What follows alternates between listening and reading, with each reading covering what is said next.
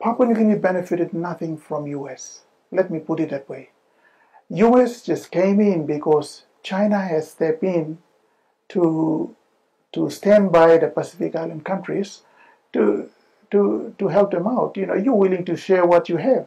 US never come down to PNG and said, look, you know, we're going to build you a road from here to there.